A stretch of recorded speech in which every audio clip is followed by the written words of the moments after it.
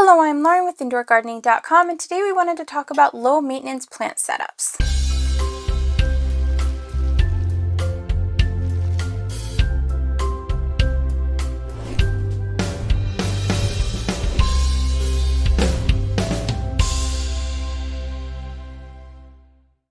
Even the most needy of plants can become easy if you have the right setups. A lot of plants are very intimidating to plant parents because they require a higher level of care that most plant parents can't give, or you're concerned that you won't be able to take care of your plants because you have very busy seasons or very low seasons, and you're worried that your plants are not going to make it when you're having your busy time of year. So here are 6 low maintenance setups for you that'll keep even the neediest plant alive and help ease your stress as far as that goes, and maybe give you a little bit more confidence to try newer, more difficult plants. The first one we wanted to talk about is one of our favorites, Click and Grow. They have various smart gardens out there at various levels. You can have various amounts of plants. You can grow fruits, veggies, and herbs in them very, very easily. They have a self-watering system in there that you only have to water once a month. Pop the plants in, pour the water in, walk away for a month. Everything is set on a timer. You can come back, harvest your fruits and veggies, your little lettuce, make your own little salad from them. It is absolutely an amazing system. We have an affiliate link down below for you, and you can save some money on it as well. But it is really, really nice to be able to have your tomatoes and your lettuce and your basil all right there. You can make your own little homegrown salad right there in your office space or in your home space. And you get to harvest and eat fresh food without a bunch of pesticides on it right there every single day. It is amazing. It is definitely a must-have for any type of indoor gardener, or if you're trying to be a more health-conscious eater. But don't worry, if you actually want to grow houseplants in there instead of food, that's okay too. They have a whole selection of those as well. Petunias were amazing in this houseplant setup. You can also grow polka dot plants. They have a whole little section on their website for that, so go take a look, see whatever is going to fit your fancy and float your boat, because they are so amazing and easy care. It doesn't get easier than that. Next, we wanted to talk about self-watering pots. Self-watering pots are incredible.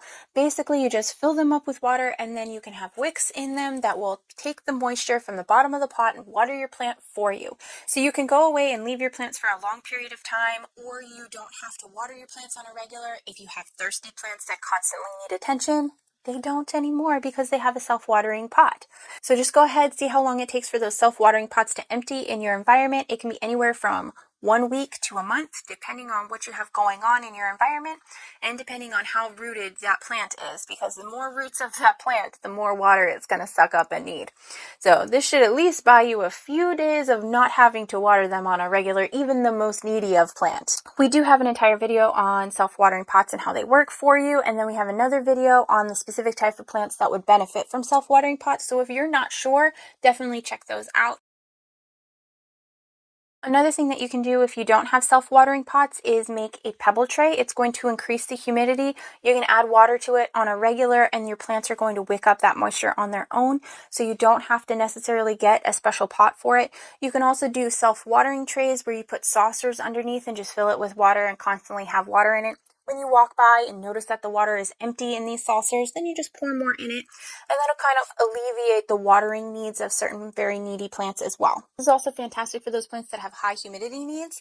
This will raise the ambient humidity around that specific plant for a little bit there. So as long as you're occasionally filling up the pebble trays, you are good to go on. Probably the most effective but most expensive option is to get a grow tent. This is going to contain all of the humidity. It is a miniature greenhouse and miniature home that is perfectly made for your plants. When you build a grow tent, generally speaking, the grow tent is going to have reflective surfaces. You put one light up top, all the light will bounce off the sides. Your plants are getting 360-degree light all around them, and they grow prolifically. You don't have to worry about placement. The humidity will be high and contained in there, and it is essentially creating the perfect growing conditions for just about any plant. You can have them a little closer to the light or a little lower to the ground and mimic the environmental circumstances that the plants would have in their natural environment. It just makes a very easy, very controlled environment, and because that humidity is going to stay higher, your plants are not going to need water as often. So definitely something to keep in mind if you want to start getting into bigger plants, or you have specific plants that are struggling. If you have to leave your plants for a long period of time, but you want to make sure that they're going to be taken care of, you can set your grow light on a timer in there and do the self-watering pots and do the pebble trays like we talked about, and just have your plants really enjoy their time in there. If a grow tent is a little too much for you, you can miniature decorative greenhouses that you can get and use. You can also use actual bigger with shelving greenhouses as well. Generally, everything is clear on them, so if you have natural light coming in, it'll contain the humidity for your plants, keep the moisture up, make it so you don't have to water your plants very often, but they'll still have that light coming in there. If you don't have the light, then the grow tent is going to be a better option for you. But definitely checking out a greenhouse, having something keep that moisture in there is going to work really, really well and make your plants a lot more low maintenance and less needy. Bouncing off the mini greenhouse idea, definitely check out terrariums, especially if you have smaller plants that are high humidity loving plants and they are in need of quite a bit of attention or quite a bit of water and you just don't have a lot of space. Terrariums, even fish tank terrariums, will work out really well for them. If you have smaller seedlings in little 2-inch pots, they dry out way too often, way too quickly. Putting them in some type of a terrarium is going to work well for them because they'll be constantly getting that humidity. They'll be able to wick up the moisture from that terrarium as well. You don't even have to take them out of the pot. You can just put them in there with a little bit of substrate on the bottom and it'll work out really, really well for you, making those smaller, more vulnerable plants a lot more happy, a lot more healthier, making sure that they're pest free, and then it makes them very low maintenance for you as well. There are a lot of different setups out there. It just depends on what is going to work best for you and your environment, the size of your plants, the type of plants that you have.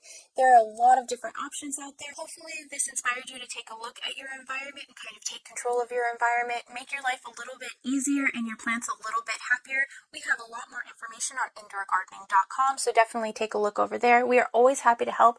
Thank you so much for watching and we'll see you in the next one. Bye!